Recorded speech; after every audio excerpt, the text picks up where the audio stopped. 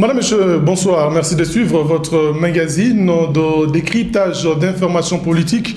L'entretien sur votre télévision aujourd'hui. Nous allons revenir sur des grandes questions d'actualité. On va parler de cette question de la fronde du G7 à la majorité présidentielle. Nous allons également revenir sur la dernière entrevue que le chef de l'État a eue avec les parlementaires et sénateurs de la majorité présidentielle à Kingakati. La question de la loi référendaire, mais aussi cette question des élections RDC, eh bien, toutes ces questions seront passées au peigne fin dans votre entretien que nous avons le plaisir de vous présenter avec comme invité principal, Monsieur John Numbi Jesse. Bienvenue. Merci monsieur le journaliste, merci à tous nos téléspectateurs. Bien, on va débuter ce magazine par la première question. C'est une question d'actualité, c'est celle qui concerne la fronde à la majorité présidentielle. Évidemment, beaucoup d'autres aspects ont été évoqués. Au jour d'aujourd'hui, peut-on dire tout de suite que cette fronde a fragilisé la majorité présidentielle? Voilà, je pense que nous devons bien peser les mots avant de qualifier cette fronde d'avoir fragilisé ou pas. Fragilisé, c'est trop dire. Je pense qu'ils sont partis, ils ont fait défection et qu'il y a un vide que nous devons combler. Ça c'est vrai, mais fragiliser, je ne pense pas, parce que la majorité est toujours majorité. Fragiliser, c'est-à-dire que la majorité n'est plus majorité, comme ça s'est fait dans Elle a perdu ses ténors.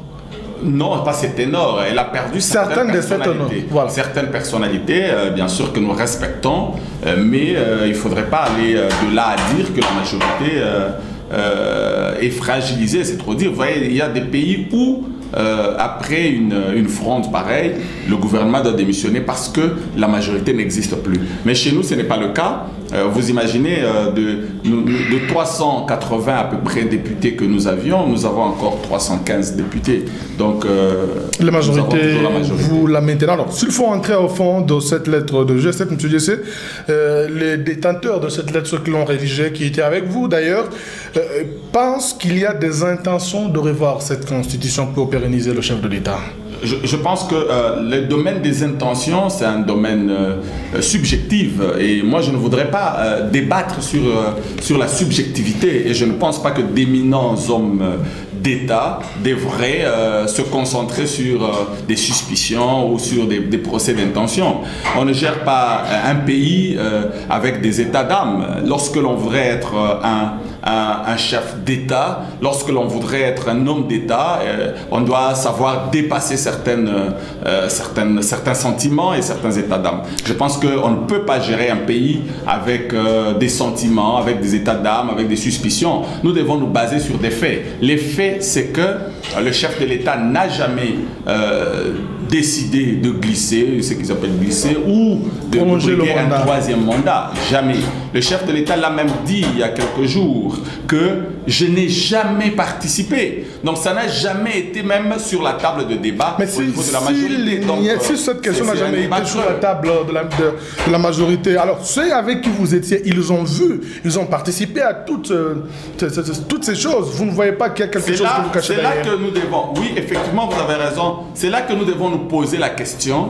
Si eux n'ont pas vu ce que nous avons vu, c'est qu'ils avaient d'autres yeux, c'est qu'ils avaient autre façon de regarder les choses. Peut-être qu'ils voyaient un esprit, mais nous, on n'a pas cet esprit-là pour voir les choses de cette manière. Nous voyons les faits. Eux, s'ils ont la capacité de lire dans les pensées, bon, ben, nous leur laissons cette capacité. Mais la politique n'est pas l'art de discuter ou de parler c'est pas la psychanalyse.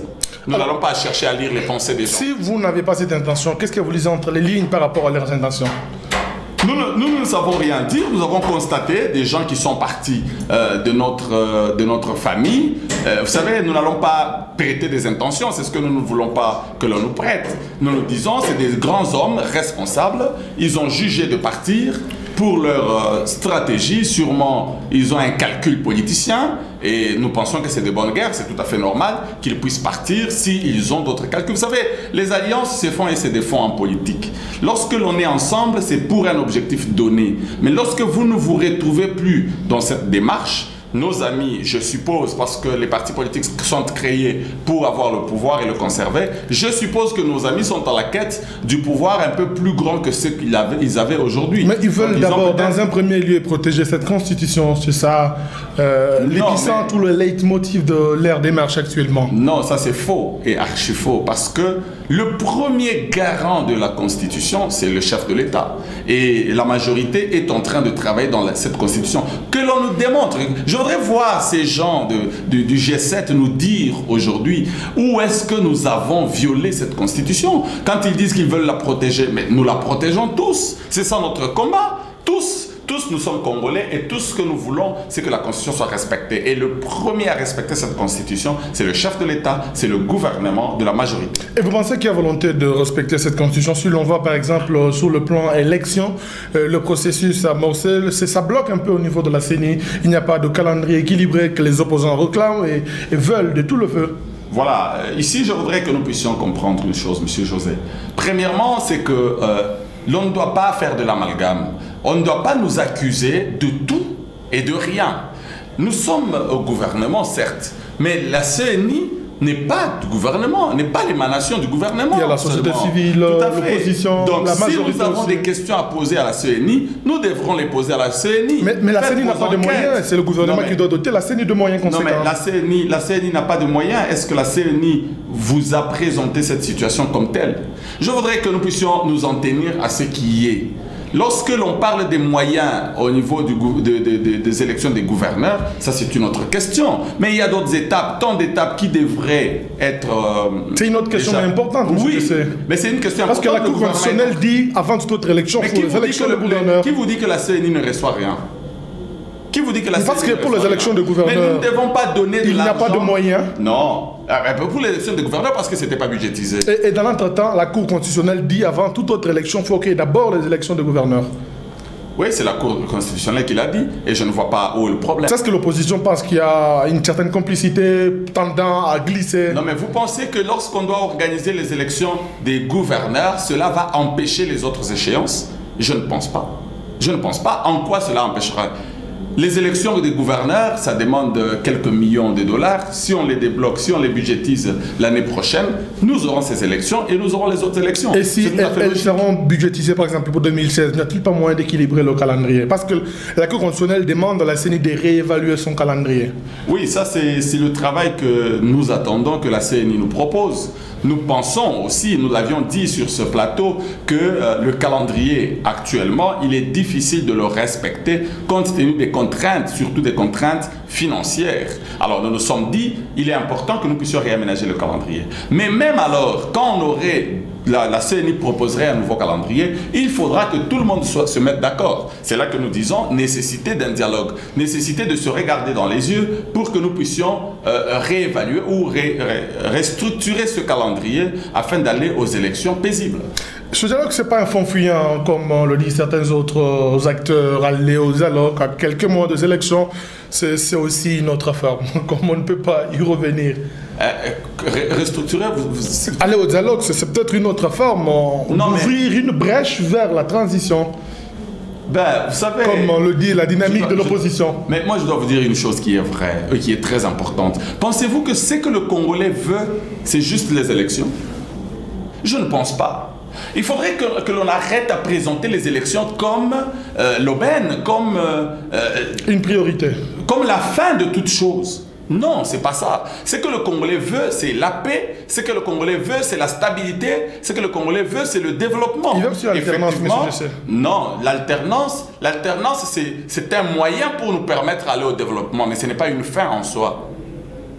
Ce n'est pas une fin en soi. L'alternance, c'est un moyen pour assurer la paix et la stabilité. Donc, nous sommes en train d'aller vers l'alternance parce que la Constitution nous demande. Et l'alternance, il faudrait que l'on présente très bien. L'alternance ne signifie pas que nous devons céder le pouvoir à l'opposition. Pas du tout. L'alternance, nous nous disons il y aura élection et la majorité va gagner ces élections. Parce la majorité que nous ne voyons pas comment déjà déchirée, vous êtes sûr qu'elle va gagner ces déchirée élections? où il y a quelques personnalités qui sont parties. Importantes qui pèsent. Ne me poussez Parce qu'après pas. le G7, M. Dessay, je vous rappelle qu'il y a une autre personnalité de me poussez pas de votre parler. famille politique, Tout à fait. à savoir le gouverneur de Ne me poussez pas l'Ex-Katanga, de qui parler a aussi des quitté votre personnalités. majorité. Ne me poussez pas de parler des personnalités, mais je vais juste Restons dans les régler une idées. chose. Allez-y. Est-ce que vous savez que ces personnalités qui sont parties, ils n'ont pas amené avec eux tous leurs membres des partis, n'est-ce pas?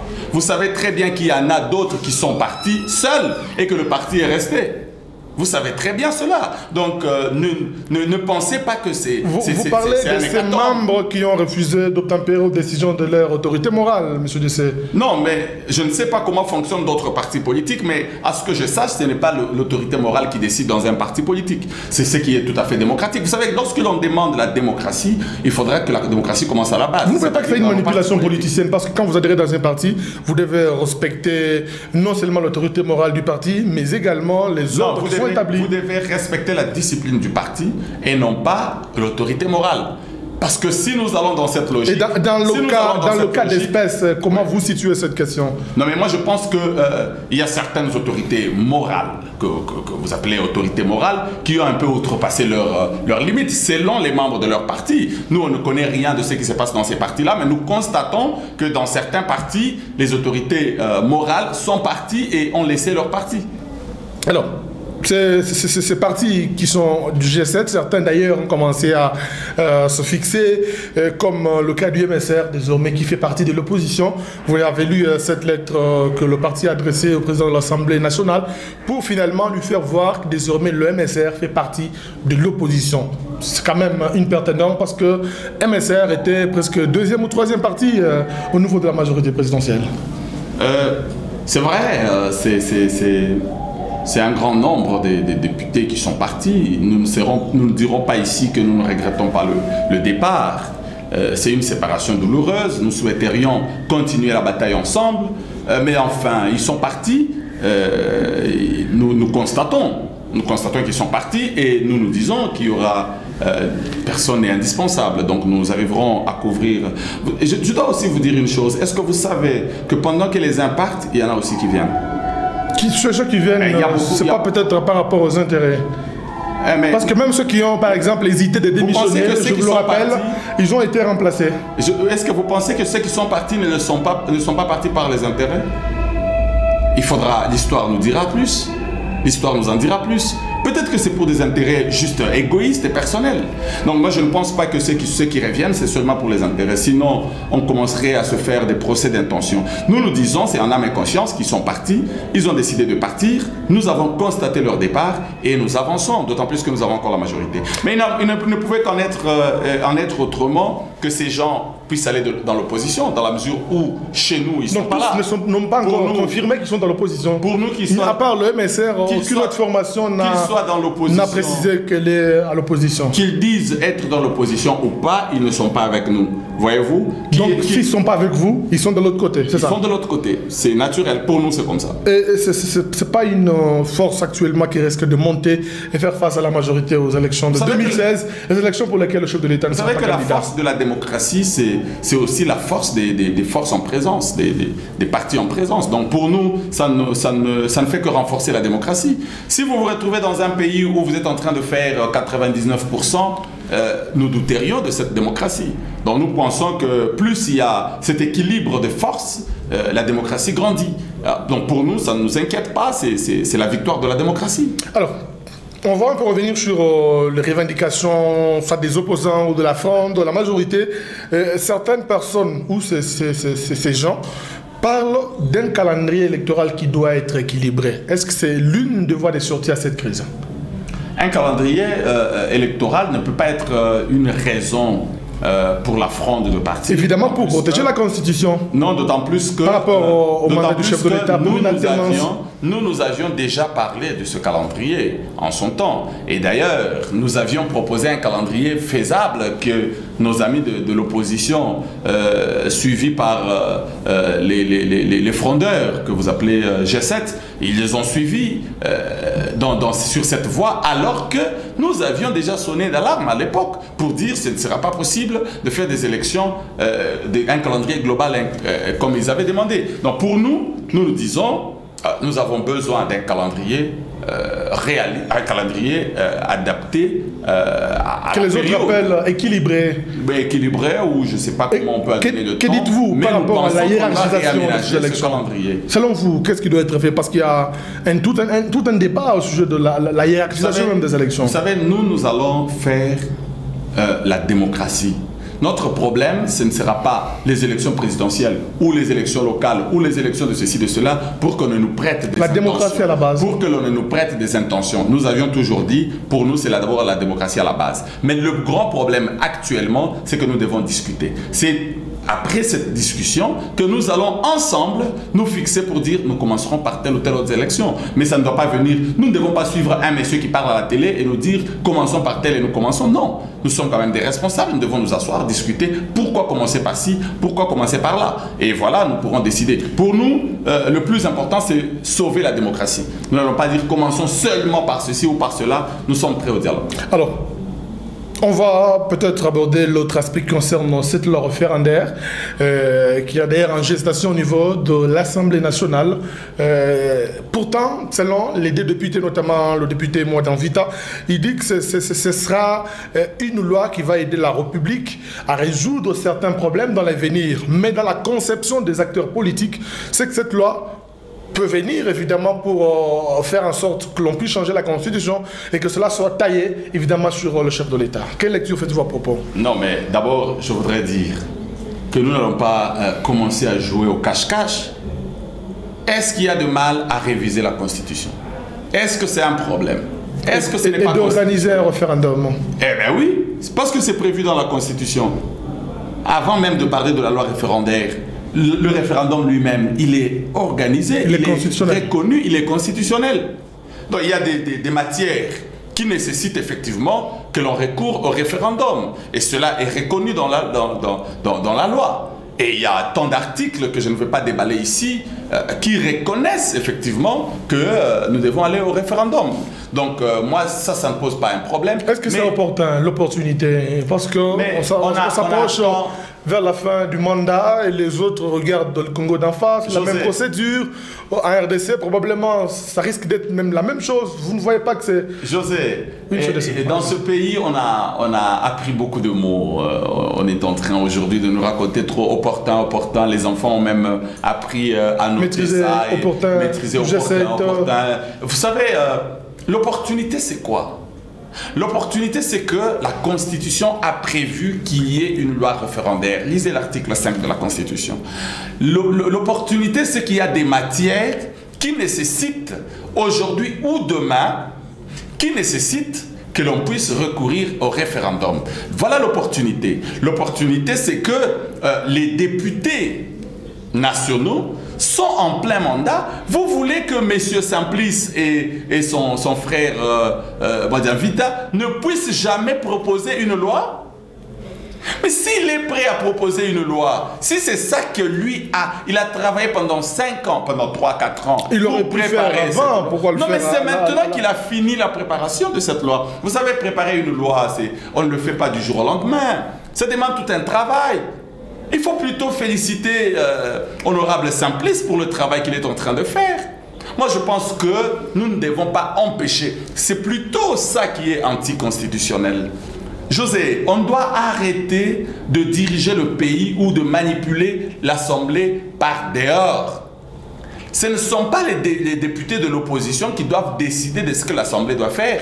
Ce ne sont pas les leaders, les soi-disant leaders, parce que jusque-là non confirmés par les élections, les soi-disant leaders de l'opposition ou de je ne sais quel groupe, qui s'organiseraient pour dire non à la loi référendaire, non au référendum, alors que la Constitution le reconnaît. C'est anticonstitutionnel. Je pense qu'il y a des gens qu'on devra arrêter dans ce pays. Si le référendum, entre guillemets, est envisagé, quelles peuvent être les matières spécifiques? Parce que selon l'opinion de l'opposition, c'est qu'on ne doit pas toucher au mandat du chef de l'État. Mais qui a parlé du mandat du chef de l'État? La loi référendaire n'a pas parlé du mandat du chef de l'État. Est-ce que vous savez que l'article 220 ne peut pas être révisé? Est-ce que vous le savez? C'est verrouillé. C'est verrouillé.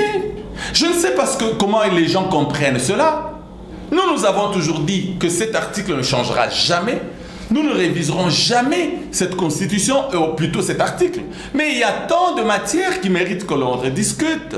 Est-ce que vous savez aujourd'hui qu'il y a des Congolais qui souhaitent qu'il y ait regroupement de certaines provinces? Pour ne parler que du Katanga, parce que certains acteurs, notamment l'autorité morale de l'UNAFEC, disent que le candidat qu'il va soutenir, c'est celui-là qui prendra la première décision de réunifier le Katanga. Ah voilà, vous savez, pour réunifier le Katanga, il faut passer par la loi référendaire. Il faut un référendum. Voyez-vous comment l'on veut une chose et son contraire?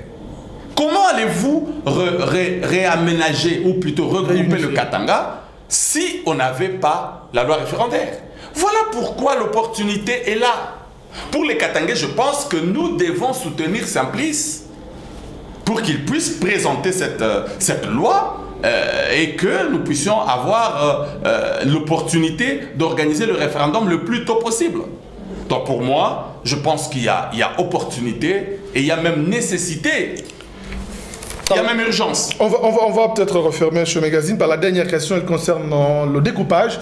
Découpage où, évidemment, le gouvernement doit nommer bientôt les commissaires spéciaux qui devront diriger les nouvelles provinces, les provinces nouvellement créées en attendant les élections de gouverneurs, même sous dans les coulisses de scientifiques. La question se pose parce que chaque année, il y a toujours une conférence des gouverneurs qui est organisée. Et la prochaine conférence de gouverneurs, le constat, c'est que nous aurons les gouverneurs, peut-être 6, 5, et les autres sont des commissaires. Le degré de cohabitation, comment vous l'analysez? Mais vous pensez que le plus important, c'est comment on les appelle?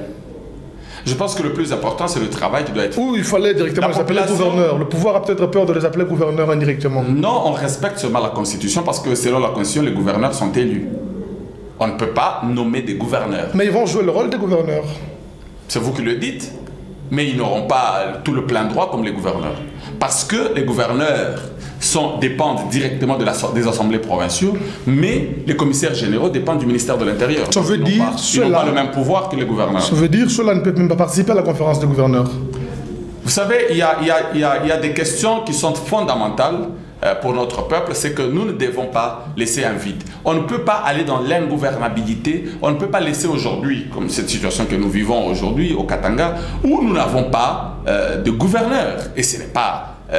nous ne devons pas continuer à attendre jusqu'à ce qu'on organise des élections. Je pense qu'il est temps que l'on puisse nommer ces commissaires.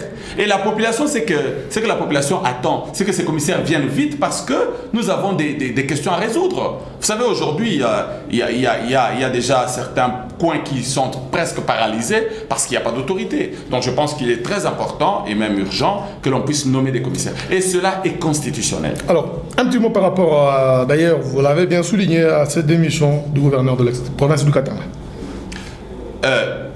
La démission, est-ce qu'il faut la commenter? Il est parti du PPRD. Il a démissionné du PPRD, à ce que je sache.